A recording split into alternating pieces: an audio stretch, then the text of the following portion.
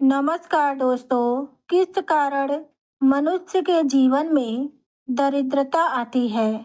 वह ऐसा कौन सा पाप है जिसे करने से देवी लक्ष्मी मनुष्य के घर को त्याग कर चली जाती है?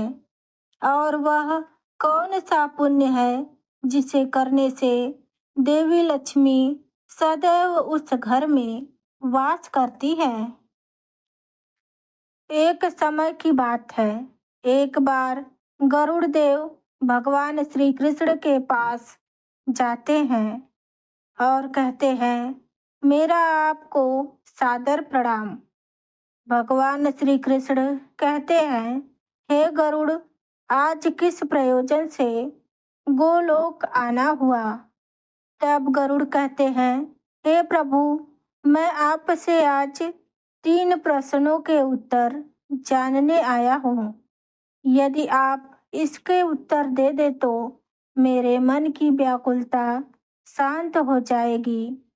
गरुड़ ने कहा, हे प्रभु, आप मुझे बताएं किस कारण मनुष्य के जीवन में दरिद्रता आती है?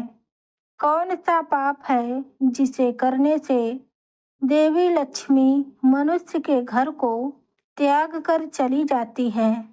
और वह कौन सा पुण्य है जिसे करने से देवी लक्ष्मी घर में निवास करती हैं? तब भगवान श्री कृष्ण कहते हैं, हे गरुड़देव, आज आपने समस्त मानव जाति के कल्याण के उद्देश्य से अत्यंत महत्वपूर्ण बात पूछी है। मैं आपके प्रश्नों का उत्तर एक कथा के माध्यम से दूंगा। कृष्ण कहते हैं, हे गरुड़, जो मनुष्य सत्य का साथ देता है, ईश्वर उसका साथ कभी नहीं छोड़ते। आज मैं आपको महाराज हर्षवर्धन की कथा सुनाता हूँ, जिन्होंने देवी लक्ष्मी का त्याग करके दरिद्रता को ग्रहण कर लिया था। त्रेता युग की बात है। भारतवर्ष में सत्यवादी धर्मात्मा राजा हरिश्चंद्र राज्य करते थे। उनका राज्य कुंतल प्रदेश था। उनके राज्य की प्रजा उनसे अत्यंत संतुष्ट रहा करती थी। महाराज हर्षवर्धन बड़े दानशूर और वचन का पालन करने वाले थे। वह सदैव अपनी प्रजा के हित का विचार रखते थे। महाराज हर्षवर्धन इतने दयालु थे कि उनकी महानता का परिचय इस बात से पता चलता है कि उनके नगर में कोई भी साधारण मनुष्य बिक्री करने के लिए बाजार में अन्य वस्त्र आदि कोई वस्तु लाता या बेचता, जब तक वह शाम नहीं हो जाती और कोई खरीद नहीं लेता, तब तक उनके राज्य से कोई भी खाली हाथ न जा सके। ऐसा प्रजा के हित के लिए राजा ने यह सत्य की प्रतिज्ञा की थी। सायंकाल होते ही राजा के सेवक शहर से भ्रमण करते और जब वे किसी को कोई वस्तु या द्रव्य लेकर बैठा हुआ देखते जिसे किसी ने न खरीदा हो, तो महाराज के सेवक उस व्यक्ति से अन्य वस्तुओं की।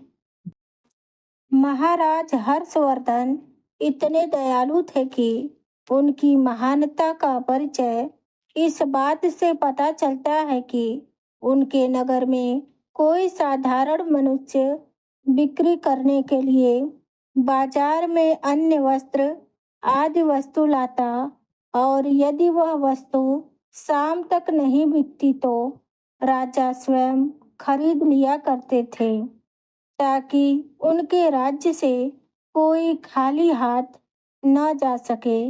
अपनी प्रजा के हित के लिए राजा ने यह सत्य की प्रतिज्ञा की थी। सायंकाल होते ही राजा के सेवक शहर से भ्रमण करते और जब वे किसी को कोई वस्तु या द्रव्य लेकर बैठा हुआ देखते जिसे किसी ने न खरीदा हो, तो महाराज के सेवक उस व्यक्ति से उन वस्तुओं की कीमत पूछते और उसकी इच्छा और जरूरत के अनुसार उस वस्तु की जो कीमत होती वह उसे देकर वस्तु खरीद लेते। इस प्रकार से महाराज के ऐसे दयालु स्वभाव को देखकर अनेक लोग प्रसन्न होकर उनकी महानता की चर्चा करने लगे। महाराज हर्षवर्धन की कीर्ति तीनों लोकों में होने लगी। देवता भी उनकी प्रशंसा करने लगे। जब यह बात धर्मराज को पता चली तो एक दिन स्वयं धर्मराज ने ही महाराज हर्षवर्धन की परीक्षा लेने की सोची। एक दिन स्वयं धर्मराज ब्राह्मण का वेश धारण करके महाराज हर्षवर्धन की नगरी में जा पहुंचे और अपने साथ टूटी फूटी चीजें, कूड़ा करकट और कचरा एक पेटी में भर लिया और उस पेटी को लेकर वे सत्यवादी महाराज हर्षवर्धन की नगरी में परीक्षा लेने के लिए पहुंच गए और उस पेटी को बेचने लगे। किंतु कौन व्यक्ति कूड़ा कचरा खरीदेगा? ब्राह्मण रूपी धर्मराज दिन भर वहीं बैठे रहे, लेकिन किसी ने भी उनका कूड़ा कचरा नहीं खरीदा। जब सायंकाल हुई तब राजा के सेवक हमेशा की तरह बाजार में घूमने लगे। जिसका भी बिक्री का सामान बचा होता उसे वे उचित धन देकर खरीदने लगे ताकि कोई खाली हाथ न जा सके। फिर उन्होंने देखा कि एक ब्राह्मण एक पेटी लेकर बैठा हुआ है। राजा के सेवकों ने उन ब्राह्मण के पास जाकर पूछा, हे ब्राह्मण महाराज, आप इस नगर में नए दिखाई दे रहे हैं, क्या हुआ? आपका सामान कोई नहीं खरीदा? ऐसा क्या लेकर आए हैं आप इस पेटी में? कृपया हमें बताएं। तब उस ब्राह्मण ने कहा, हे सैनिकों, मैं इस पेटी में दरिद्रता लेकर आया हूँ, अर्थात कूड़ा करकट भर कर लाया हूँ। इसका मूल्य 1000 स्वर्ण मुद्राएं हैं। उस ब्राह्मण के ऐसे विचित्र वचन सुनकर वे सभी सैनिक हंसने लगे। फिर उन्होंने कहा, हे ब्राह्मण, आपकी पेटी में कूड़ा भरा हुआ है, इसे कौन लेगा?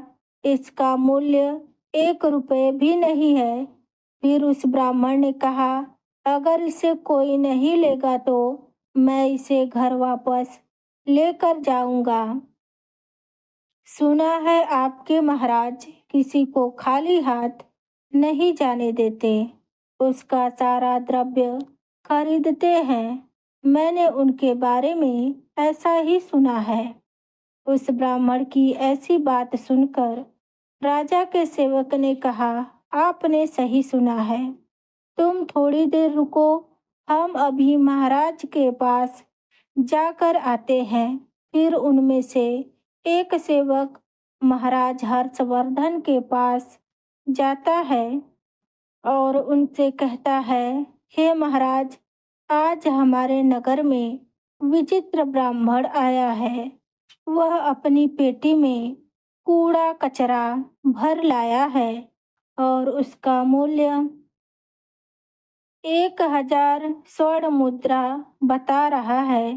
तब राजा हर्षवर्धन ने कहा, हे सैनिकों, जाकर उसके सामान का मूल्य जो कम से कम हो सके उतना उसे देकर उसकी वस्तुएं लेकर आओ।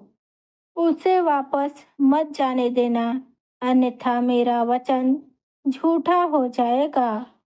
फिर राजा के सेवकों ने उस ब्राह्मण को उस पेटी का मूल्य 200 स्वर्ण मुद्राएं देते हुए कहते हैं, ये लो, इसे लेकर प्रसन्नता से अपने घर चले जाओ। किंतु ब्राह्मण ने कहा, 1,000 स्वर्ण मुद्राओं से 1 रुपए भी कम नहीं लूंगा। खरीदना चाहते हो तो खरीदो, नहीं तो मैं अपना सामान लेकर वापस चला जाता हूँ। फिर सेवकों ने पेटी का मूल्य 500 स्वर्ण मुद्रा लगाया, लेकिन ब्राह्मण अपने जिद पर अड़ा रहा। तब फिर सैनिक लौटकर राजा के पास जाता है और उनसे कहता है, हे महाराज, उस ब्राह्मण को हमने 500 मुद्राएं देने की कोशिश की, किंतु वह फिर भी नहीं मान रहा है। उसकी पेटी में कचरा और दरिद्रता भरा हुआ है, लेकिन फिर भी वह 1,000 स्वर्ण मुद्राएं मांग रहा है। आपको उसका कचरा नहीं खरीदना चाहिए।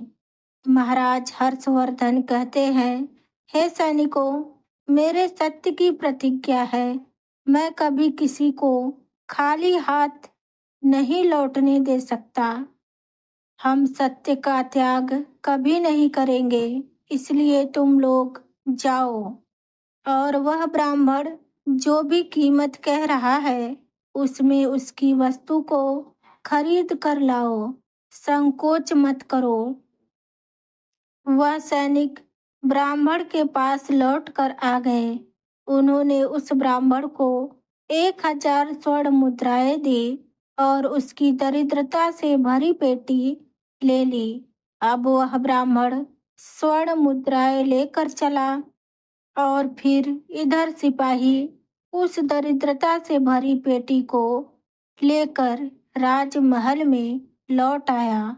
फिर महाराज ने उस पेटी को राजमहल के अंदर रखवा दिया। रात्रि में जब सोने का समय हुआ तो महाराज के राजमहल के द्वार से एक अत्यंत सुंदर स्त्री निकली। उस स्त्री के 4 हाथ थे, हाथों में कमल पुष्प थे। उस सुंदर स्त्री ने नाना प्रकार के आभूषण धारण किए थे। महाराज राजमहल के बाहर बैठे हुए थे। जब महाराज ने उस स्त्री को देखा तो आश्चर्य में पड़ गए और पूछा, हे देवी, आप कौन हैं? इस रात्रि के समय आप यहाँ पर क्या कर रही हैं? आप कहाँ से आई हैं और कहाँ जा रही हैं? ऐसी बात सुनकर वह स्त्री बोली, हे राजन, मैं तुम्हारे राज्य की लक्ष्मी हूँ। आप सत्यवादी राजा हैं, इस कारण से मैं आपके राजमहल में निवास करती हूँ।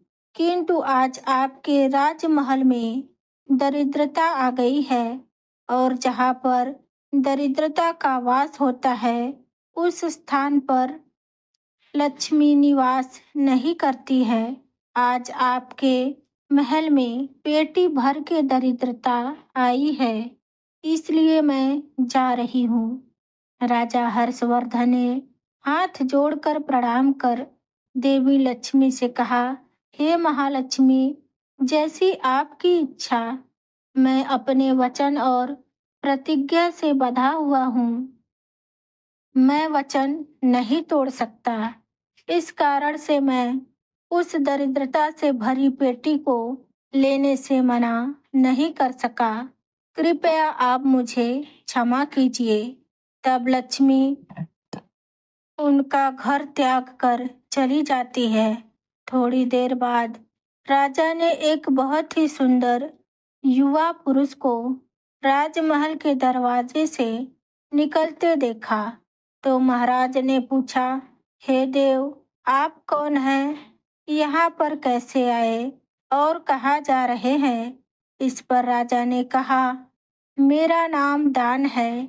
आप सत्यवादी धर्मात्मा हैं, सदैव धर्म का पालन करते हैं।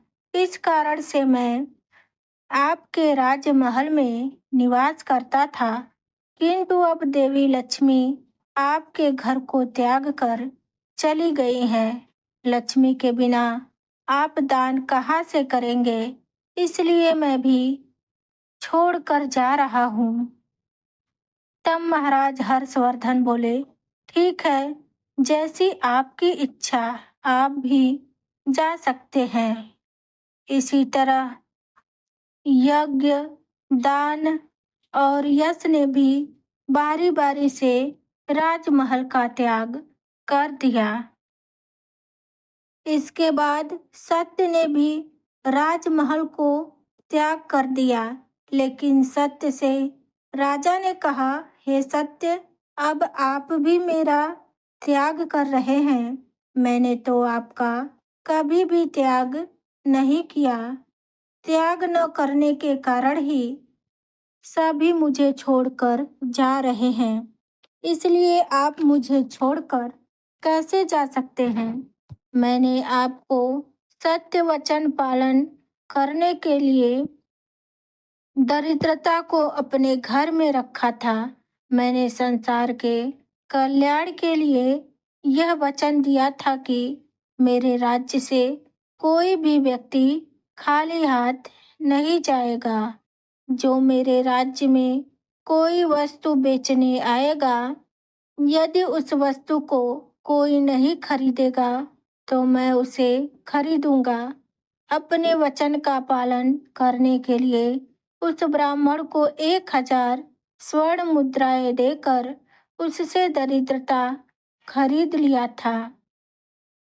उसी के कारण देवी लक्ष्मी ने आकर मुझसे कहा, उस स्थान पर मैं निवास नहीं करती जहाँ दरिद्रता का वास हो। उनके जाते ही यज्ञ, दान, कीर्ति, यश सब मुझे छोड़कर चले गए।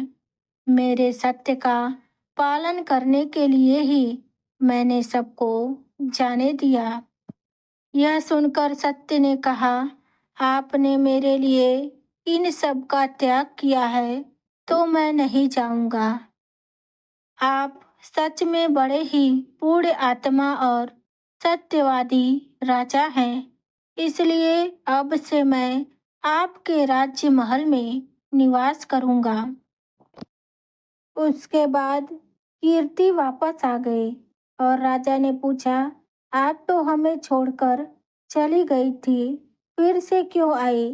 तब उसने कहा, मैं लक्ष्मी, यज्ञ, दान और यश के बिना रह सकती हूँ, किंतु सत्य के बिना नहीं रह सकती।